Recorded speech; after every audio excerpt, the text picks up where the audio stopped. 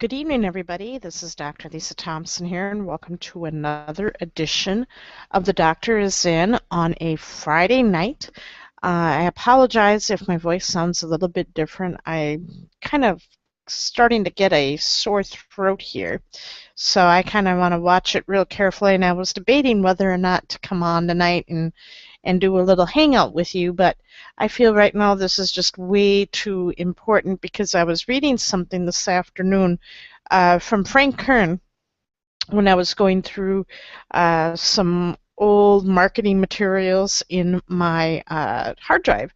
And I came across a great piece of information that he shared that I thought would be really appropriate to what I talked about last week when I kicked off my Google Hangouts and the power of why. So I wanted to talk with you guys tonight about what's your storyline.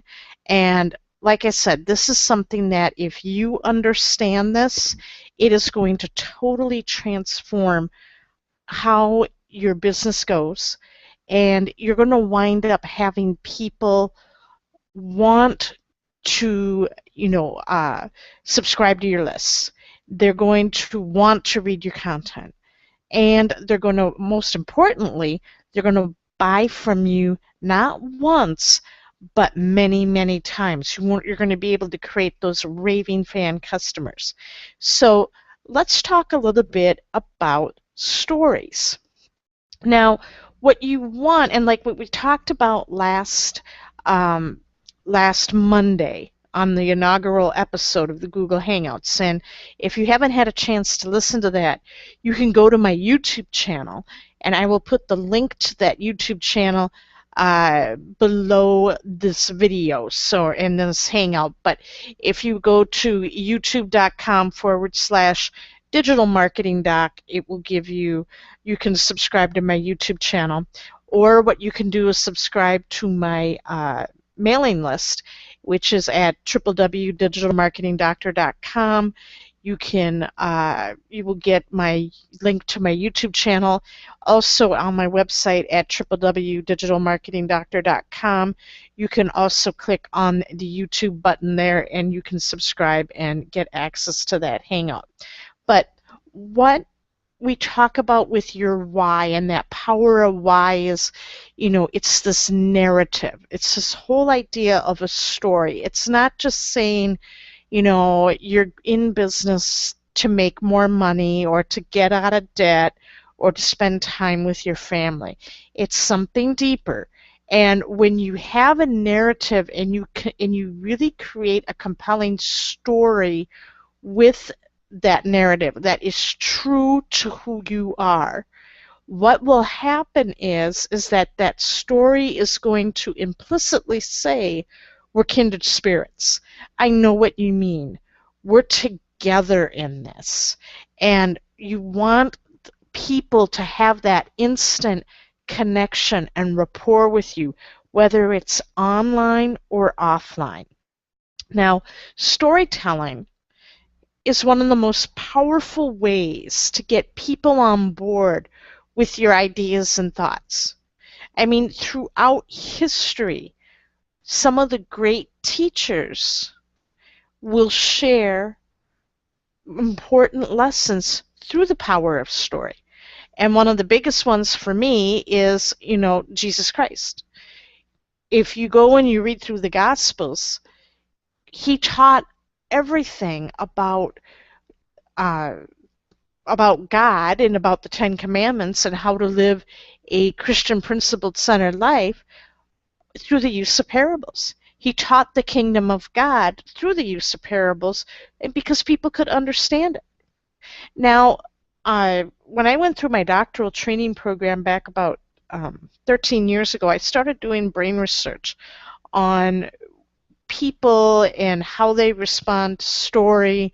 As we were in our doctoral class, part of what we learned to do in our 3 years of classroom instruction was constructing our narrative, because our professors wanted our story to be in our doctoral dissertations. It wasn't to be, our dissertations to be nothing but spewing out facts and figures. They wanted to incorporate our story into the dissertation because it is our work. And so when I started to study more about narratives, we came across some very fascinating brain research, and I wanted to share that with you really quickly. Now, our brains are the most active when we hear a story rather than hearing a canned presentation. Let me show you what I mean. When we hear a boring PowerPoint presentation, our language center in our brain gets activated where we decode words into meaning, and that's it. So you could be reading like an article or a technical report on something, and it's going to just sit there, and you're going to have absolutely no engagement. People are going to, you're just going to be like, next. You get your eyes kind of glaze over, and you almost fall asleep. Boring. So a lot of times, when you think about it, when you say your why you're going to be in business, and you say, well, I want to get out of debt, or I'm wanting to spend more time with family, that's almost like your prospect is hearing those words and putting it in, getting the meaning out of it, but they're not internalizing it. So when something is told in a narrative or story format, not only does our language center and other parts of not only do our language center gets activated, but other parts of the brain that we would use when experiencing the events of the story get activated too. And let me explain that a little further. So for example, if you're hearing a story and someone's mentioning food, the sensory cortex of your brain's going to get activated. So, if someone was if I was saying to you right now, you wake up in the morning and the aromatic smell of coffee percolating from the kitchen, along with the smell of bacon frying in the pan, you could, right now, your brain is probably the sensory area of your brain with the sense of smell is being activated, and all of a sudden you can smell that bacon cooking in the pan. You can smell that coffee waking you up. If you mention anything with movement, your motor cortex is activated, so all of a sudden, you're going to feel maybe your muscles will tense up. So if you're reading something or you're listening to someone where they're talking about, one of the examples I'm just thinking right now is in the movie Psycho, the shower scene where the woman's taking the shower and you don't know what's happening. My uncle was just sharing with me this story how he got kicked out of the movie theater when the movie Psycho was playing because he and his friends saw Psycho at the matinee, and they went back for the evening episode where it was a packed house. And there was at the shower scene, where they know that this poor girl, Janet Lee, excuse me, who, her character is in the shower, has no idea what's going to be coming, and he could see everybody was tensing up as, Norman Bates was coming up with the knife, and, she's going to get stabbed. And he said there were so many people that were leaning up, almost literally off their seats, and all of a sudden, before the stabbing scene happened, my uncle lets out this blood-curdling scream, and it caused everybody to literally jump out of their seats. Some people were just, their heart was pounding, and they wound up getting kicked out because they did that. They thought that was pretty funny, but then again, they were 16 years old at the time, and he loves to share that story. But that's just an example when you're hearing something, how your motor senses and your, all that comes into play when you're hearing a good story.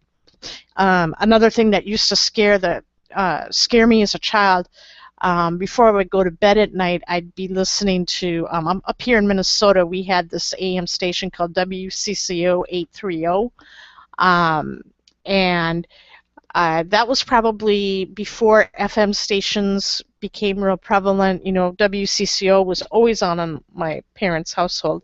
And at night, my bedtime as a kid would be like 8:30, 9 o'clock tops. And so I would lie in bed, and I remember when I was like in the third grade, my mom and dad purchased for me a clock radio that had an alarm on it.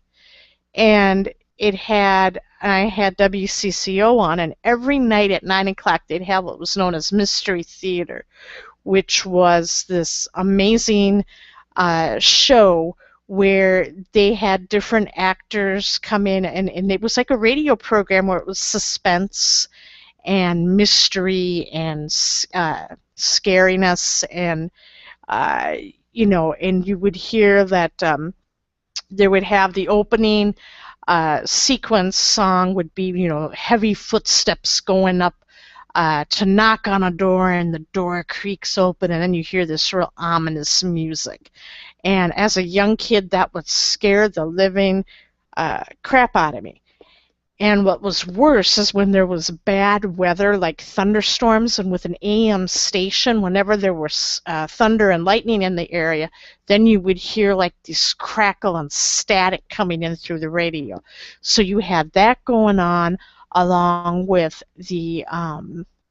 what they were talking about on Mystery Theater, and I would be having nightmares, and my mom and dad would get so mad at me that I would be listening to it. But I wish they had that on still. I always like listening to Mystery Theater. But anyway, that goes with the power of story, how it just totally, your brain just gets immersed and you become so invested in it. Now, I want to share with you a very interesting piece as how this can relate to your business. And this was done in Princeton by a gentleman, Yuri Hassan. And it says, when women spoke English and the volunteers understood her story, brains get synchronized. And I'm gonna just go down here quickly where I had it bull-faced here on the PowerPoint, is by simply telling a story, the woman could plant ideas, thoughts, and emotions into the listener's brains. Think about that. Really hone in on that last statement with that I bold-faced there. Think about your market and your customer base. Many people buy on impulse, especially if they're buying weight loss products or they're finding a way to make money online. It's impulse buying. So if you craft a great narrative and story, you can plant ideas, thoughts, and emotions into people where they've got to have your stuff, or they got to hear more of what you want to say. They have to join your group. They want to be with you.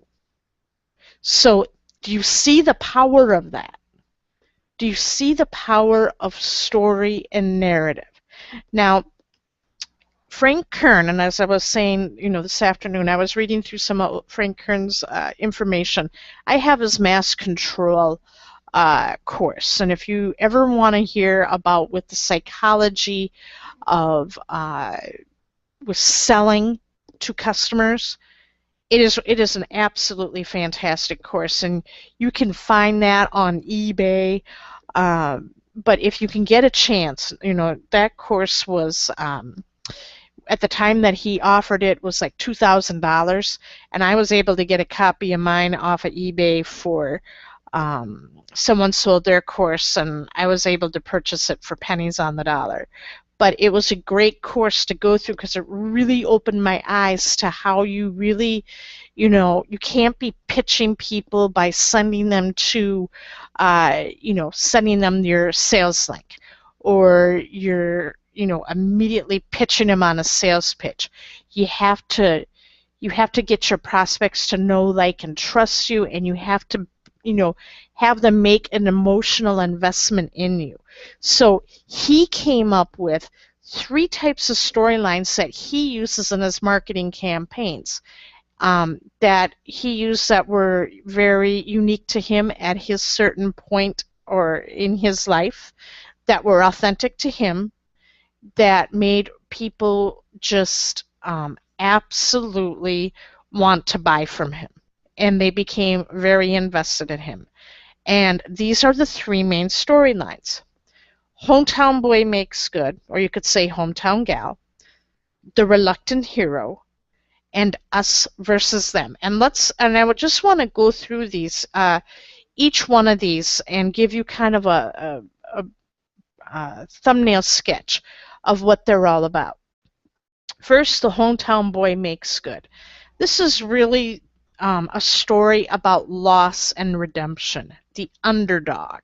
And this is where people really bond with you because you're basically saying, you know what, I did it and you can too. And I want to just share with you just some examples of that you see that are business and not business. And the first one I want to talk to you about is the story of Rudy. Hometown Boy Does Good.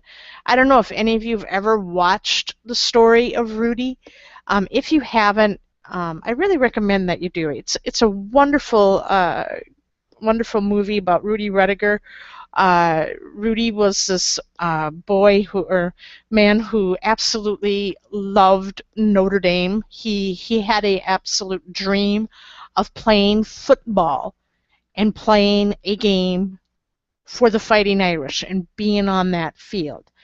And unfortunately, he didn't have the size or the height as a football player to get a scholarship. And so he would always be listening to the Newt Rockne coaching. They had at the time the records, listening to the coach's speeches. And his parents did not have enough money that he could, go and enroll at Notre Dame. So what he did is he wound up becoming a janitor for the campus, and then he went to like a junior college to get credits and bring up his grades on that so he could get into Notre Dame.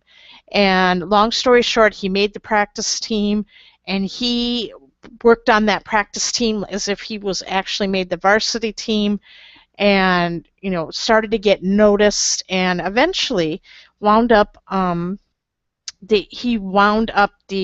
getting the respect of his teammates who wanted him to suit up. They went to the coach, but the teammates persuaded the coach to have Rudy, suit up and be on the sidelines for the game.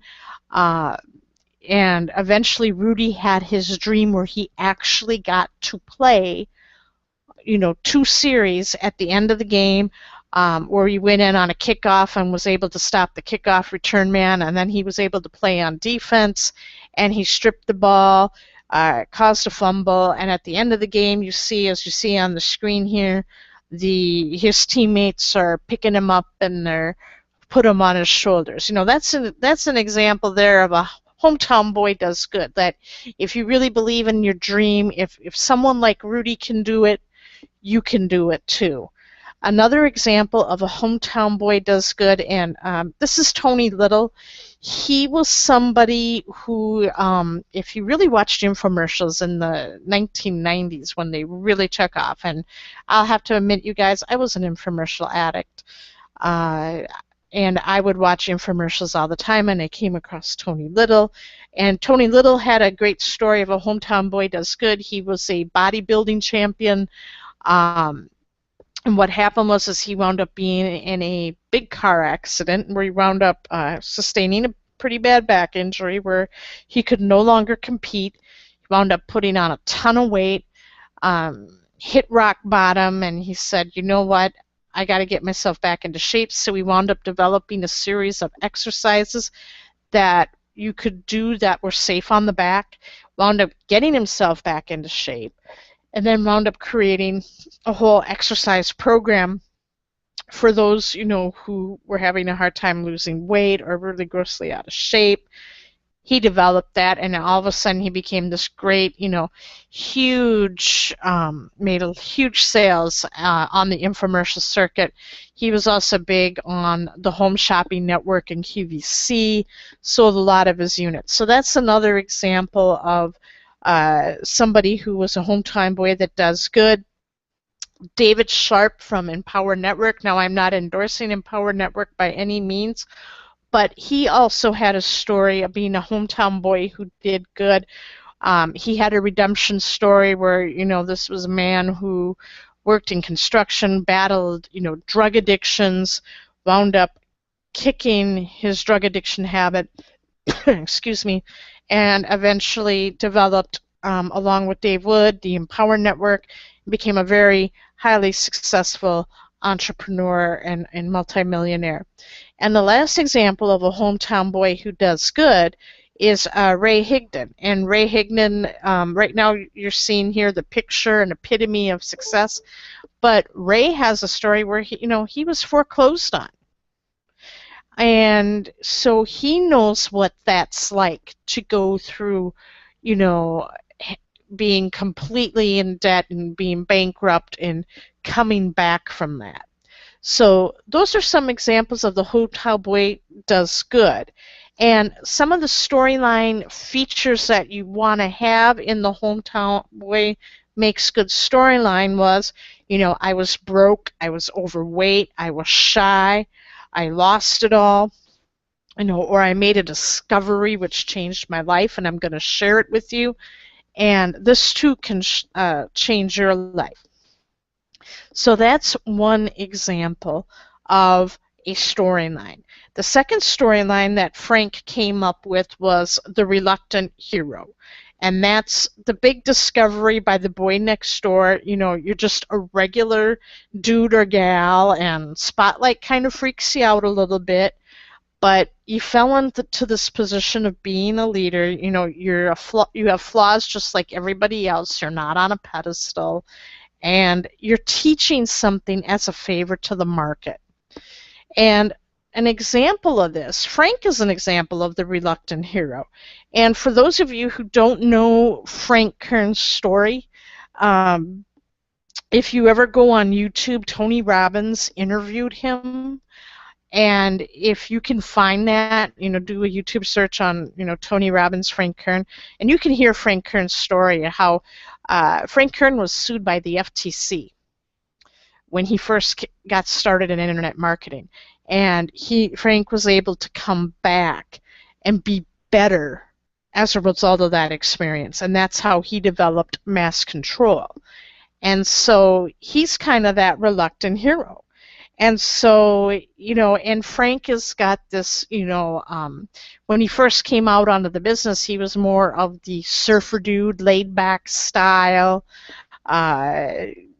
People just really loved, because he acted just like everybody. He didn't come off as some snooty corporate Gordon Gekko type. Another example of the reluctant hero, and this is one that I really like, is Diane Hochman. And for those of you who may not know who Diane Hochman is, she is probably one of the best. She is the best attraction marketer for both online and offline marketing. She is one of the best network marketers around. She's been in the industry for coming up on 16 years. And what Diane does is Diane is not have a, huge following on Facebook, huge following on Twitter, but the people that do follow her, they buy everything she sells. And she wins contests after contests, and the reason she does that, and this is the thing, is she calls herself, and she proudly calls herself, the digital dingbat. Because, she says, I'm not that tech savvy, but yet she can, use the, online marketing and make just a killing. And people really respond to that because I think, you see a lot of people who are like, oh man, I see all these young kids who are so tech savvy, and here, they're the ones that are making all this money, and here I'm just I'm middle-aged and I can't do anything. And then they see somebody like Diane who says, you know what, I'm a digital dingbat, but I'll show you how I use, my social media and that to promote events, and that's how I, and how I win all these contests. And if I can do it, you can do it too. And people just really flock to her. So to me, she's kind of a reluctant hero in that sense. But I also, she also has a great story too, where she could also be the hometown gal who did good. So basically, the structure of a reluctant hero storyline, according to Frank, is you stumble upon something amazing. Word gets out, everybody wants to know about it. And as a favor to the world, you'll teach it, but you got to have people bear with you because they're not a professional. You're not a professional person. You're just an ordinary guy who came across this, and I want to do this because I need to get it in your hands because I know what'll be of great benefit to you. And the last storyline that Frank talks about is us versus them. And this is crusading against a common enemy. It's not your fault.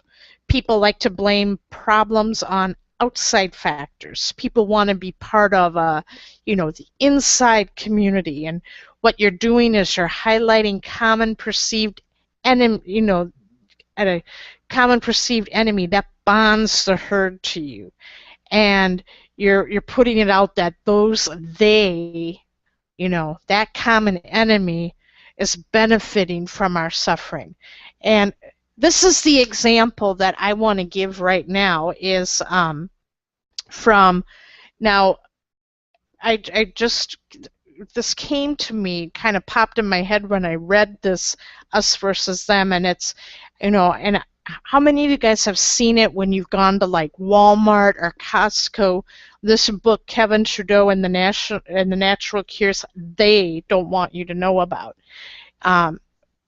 Now, I don't endorse Kevin either. I mean, some people like him, some people don't.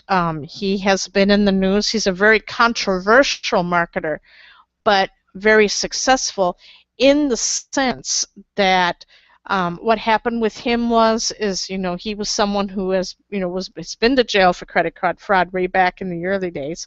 He too was on infomercials all the time, and then what happened is he was also fined heavily and banned by the FTC for appearing on any type of infomercial because of dubious health claims on some healthcare products he was promoting. But the one thing that the FTC could not regulate was if he went on, did infomercials about books.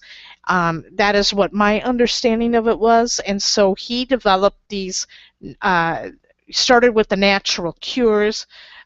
They don't want you to know about. So he's going on about how, he was screwed by, government and big pharma companies, and people really lapped that up because perceived enemy. They were looking for someone to blame, pointing fingers. So it is the us versus them. And again, I don't advocate anything of his. I personally believe that he is someone kind of a dubious, skeptical about some of the claims he makes, but when you look at it from a marketing standpoint, he really embodied that us versus them. And I see this too sometimes on with in the internet marketing industry, where you might see sales pitches with, people, the gurus who, they know secret things that, you don't, and I was able to listen in, and I can tell you what the gurus are doing. So that's kind of a common thread that I see a lot. If you go into places like Warrior Forum and JV Zoo when they do their products of the day, and you see some of their pitches. So those are the three storylines, and what I want to do right now, I feel my voice is starting to strain a little bit. So I just want to get to the doc's prescription here. And what I want you to do is really think about tonight, what storyline speaks to you, okay, out of those three? The reluctant hero, the hometown boy or gal does good, or the us versus them. And make sure, guys, that, you're not faking it. that's why if you have that power of why really developed as to why you're in this business in the first place, and it's reflective of who you are as an individual. What storyline speaks to you at the present moment? And then flesh that storyline out. Make it vivid. Use descriptive words, like if you ever listen, to like Frank Kern's story or Diane Hockman's story or Dave Wood's story or Dave Sharp or let's see, Ray Higdon, you're going to see that they have such, when they tell the stories, they're using such descriptive words to get people, they're activating those centers of the brain to get people engaged and listening. They're standing up and taking notice. So what I want you guys to do is, if you come across people, whether it's in business, or you're, on TV and you hear something that's, a story that captivates you, write it down. Put it in that journal that I had there, that I recommended to you back in our first episode. And write it, everything you can down, because that's going to help you. You're going to see the threads, you're going to see the parallels, and it's going to make you a better marketer. And find out what descriptive words those successful marketers are using in the way they tell their stories. Look at how they craft it. Because if you can feel their pain and you can feel their redemption and you can feel hope from them, wow, then you've got something good.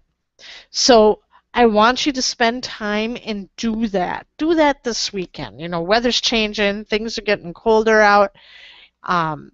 Just start working on crafting that narrative. And if you want to, please leave feedback and comments. I really appreciate all the feedback and comments I've been receiving. I cannot thank you enough, because that's helping me be a better marketer. And again, if you haven't signed up to be on the Digital Marketing Doctor news and tips, I gave out a great guide today as part of Friendly Friday Freebie Day, which was a social media checklist for all the 6 major social media networks, which were Facebook, Twitter, Pinterest, YouTube, LinkedIn, and I forgot the other one here. It's getting late. But if you want that checklist, and I sent it out at 3 o'clock today. So if you did not receive it and you sign up now, just drop me an email and say, hey, I want the checklist, and I'll be more than happy to send it to you. But just make sure you sign up at www.digitalmarketingdoctor.com. And if you go to my website, you'll see where you can subscribe to my updates. So that is it for this evening with The Doctor Is In. And have a great weekend, everybody. And I will see you on Monday, where we'll talk more strategies on how to build a healthy, profitable online business. Take care.